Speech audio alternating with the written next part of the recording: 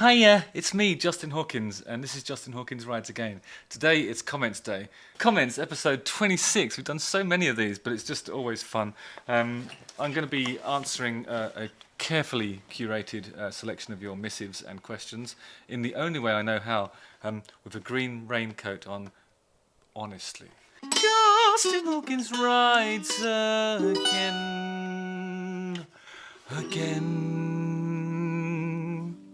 Bridal says, please react. Have you ever met Taylor Hawkins of Foo Fighters before he passed?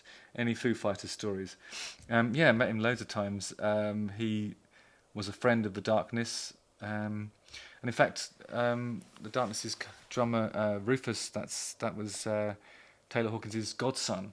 So he used to come to a lot of stuff that we did. And I think he even introduced us one night when we played with the Hollywood Vampires at Wembley.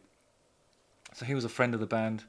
And we were all devastated when he passed. Foo Fighters stories? We've never played with the Foo Fighters. Oh, we were going to play with the Foo Fighters, actually, in Switzerland. But that's when Dave Grohl broke his leg, so we weren't able to do those shows. And they never got rescheduled. So, anyway. Yeah, so I'll be performing at the Taylor Hawkins tribute concert. Which I'm really looking forward to. It's going to be a fitting celebration of an extraordinary life. As I prepare to go and attend the sound check at Wembley, just wanted to say that today's episode, in the description, you'll find links to the site that you would go to if you want to stream the Taylor Hawkins tribute concert and watch it live at home. Also links to the charities that are affiliated with the tribute concert, so that you might make a donation if you feel like it. So I've got a dash now, but I'm really looking forward to it. Give us a wave and I'll wave back to you from the stage. Nice one, guys. Lots of love. By the way, this is Rufus Tiger Taylor from the Darkness and other stuff. Hiya. From the Darkness. Hiya. Yeah. So when Taylor introduced us at Wembley Arena, Not stadium. no, SSE Arena, I think the official name is. Right then. He said. He got up there and everyone cheered, and then he went, well, you wanted the best, but you're getting the darkness. And then he walks off.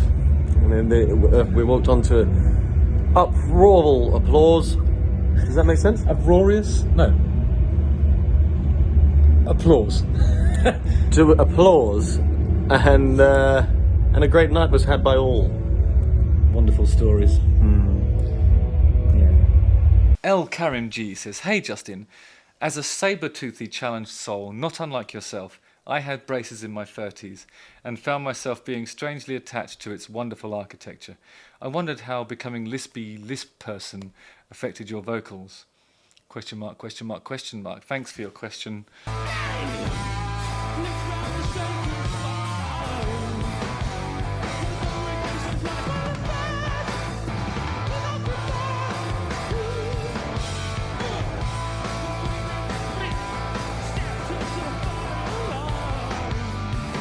To be honest, it wasn't, the lispy stuff was all right. I could live with that. But what was very difficult was the lacerations in my cheeks every night when I was on tour with those things. When they first put the structure in, I was really shocked by how obtrusive it was. It was really difficult to make the shapes you need to do to be able to sing at all, really. But I got round that. And then there was just pain every day. But they have to widen the palette. They needed to widen my palette a bit to be able to move the stuff around and make the difference that they wanted to make. And then so I had to go at it with a small Allen key and do like a couple of turns every day or something like that. And then after a little while, the Allen key broke, or the contraption broke, and then they had to replace it. And straight away it happened again, it broke. It turned out to be because some of the roots of my teeth are really, really long and almost in my brain, kind of Neanderthal length teeth, and one of them just wouldn't move. So they said that my options were not have exactly perfect teeth, or they would cut the top of my palate and then pull it out and then I don't know, stretch it with some other device that isn't in my brain, or in my head rather, and then put it back in and sew it on. I was like, no, it's all right. I'll just have one tooth that's in the wrong place. So they're nearly perfect as a result of that suffering, but there's one that's sort of still pointing in the wrong direction, and he'll always be there because nobody can move it. Thanks for your question, though. Musician Steve says, "Hi, Justin. When did you start to discover your head belt? Because as a 15-year-old, I really struggle to do anything powerful and high with my voice.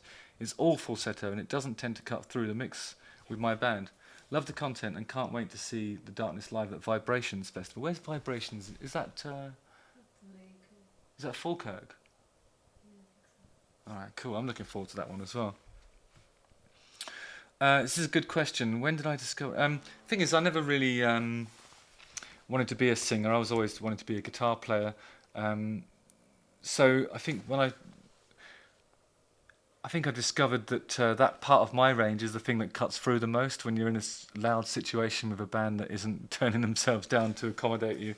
You really have to make yourself, in this kind of music, you have to make yourself heard, and that involved screeching for me. So I discovered it through necessity, really. As a younger person, I had a much wider range. I had probably another octave on the top, which was like a whistle tone. It's kind of probably caused by, I don't know, probably a little flap of skin somewhere that's now burnt off through years of smoking and screaming. But I just think you've hit the nail on the head there. Really, you've got to do whatever you can to get yourself heard over the loud amps and. Yeah, just find your range. Everybody's different, it's all about anatomy. Like your powerful range might be in the upper mid, mine's in the head. You'll find it because necessity is the mother of discovering what your range is. And just do the bit that's loudest. You'll get there. Nice one, musician Steve. Good luck to you. V says, "This seems like the perfect video to leave this comment on for Comments Day. I've been thinking about this for a bit and wanted to have you discuss it. How do you feel about lead singers that don't write the lyrics? Notable examples are Geddy Lee from Rush, Ozzy in Black Sabbath, Patrick Stump from Fall Out Boy. As a frontman who sings, plays lead and also writes the lyrics, I'd love to hear your take on it." I don't know, the front man is the focal point for the creative endeavour anyway, so I think even if you've got like a situation like early Manic Street Preachers, when a lot of the lyrics were written by Richie Edwards, and James Dean Bradfield is obviously like a creative force in a musical sense anyway, but he was in those songs where he didn't write the lyrics, he embodied them and really did a great job of singing them. I think it really depends on how good the front man is, really, because the front man should be frontmen should be able to sing anything, really. It doesn't really matter if they wrote them or not, as long as they embody it and sing it in a way that make it count and make the songs resonate with you. Songs themselves, if a song's great, then it doesn't matter who sings it. Look at a song like Something, the Beatles and Shirley Bassey, two really contrasting styles, but both brilliant and moving in different ways. It doesn't matter who writes the lyrics, but you just got to be able to sell them, I suppose. I don't mean sell them in the cynical, mercenary way. I mean sell them emotionally, so they land in your heart. Darren Carpenter, a lovely super thanks. Cheers, Darren. Thank you for the amazing entertainment that you provide. What's your favourite live performance of a band you've seen or heard? Once upon a time, many years ago, we played in South by Southwest, which is a sort of music trade-centric festival in Austin, Texas, which takes over the whole town. Like nearly every bar becomes a venue, and it's really great fun to sort of walk around and see stuff there, and even seeing some of the things that are what you'd call off South by Southwest and things that aren't necessarily part of the event itself. And I saw this band called Brown Hornet performing, and the lead singer reminded me of sort of like a young Jack Black, and I thought that I could imagine him just doing really well in Hollywood, and it was really funny. The two, he was on a synthesizer with the other keyboard player positioned opposite him, and they were sort of facing each other and trying to make each other laugh. All the other musicians were really accomplished. Somebody set fire to his head. It was just a brilliant night, and a lot of weird stuff happened, and just haven't seen anything quite that out there before or since. And I thought that was one of the best shows I've ever seen. So if you get a chance to see Brown Hornet, if they're still going, I strongly recommend it, because you never know what's going to happen. They were brilliant. Dave and Cruz with a lovely super thanks. Thanks, Dave and Cruz. G'day, Justin. Australian, perhaps? I'm really enjoying the channel. You are a very interesting and engaging person. How do you see the future popularity of rock stroke, metal stroke, punk? Most rock festivals these days seem to be bands of 10 plus years or older. Is this just a poor observation on my part, or a sign of a decaying genre?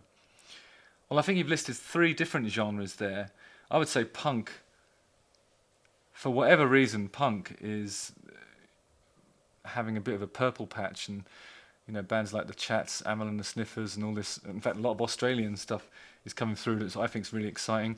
Rock has a bit of an issue with being a little bit too reverential to the things of the past, I think, and metal will always be metal. None of these things will ever die. I would say it depends on what festivals you go to. There's definitely a lot of festivals where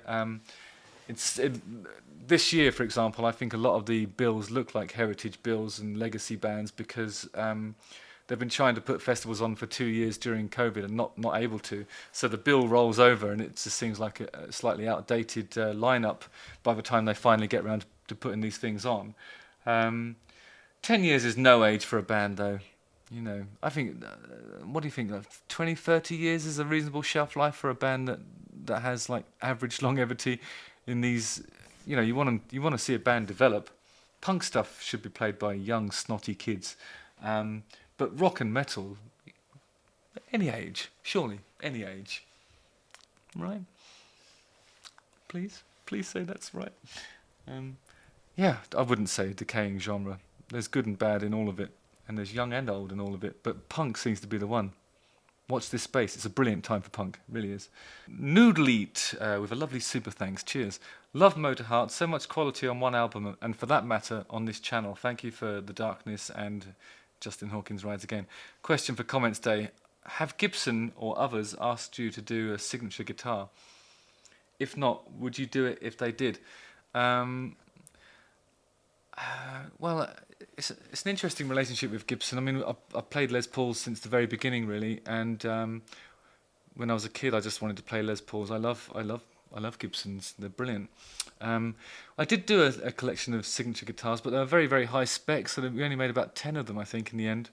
So they're ever so collectible and very rare, and they have things like really ornate mother of pearl or coral inlays on the fretboards, and the specifications make them a really expensive item. They never asked me to do a signature. I think if somebody did, I would certainly want to spec it up. I wouldn't want it to just be an ordinary guitar, which might put it in a price range that isn't really suitable for that sort of endeavour. But I'd be up for it. Why not? Where's the harm? Where's the harm? It'd be lovely, wouldn't it? I want to say a super thanks to the people who have contributed super thanks stuff to me.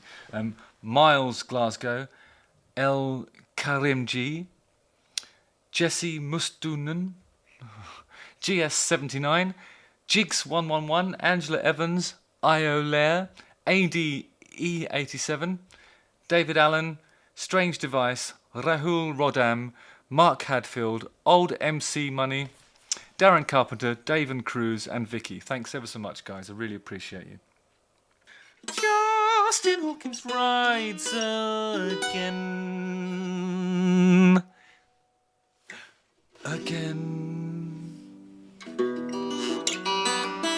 Thanks a lot for all of your questions and comments.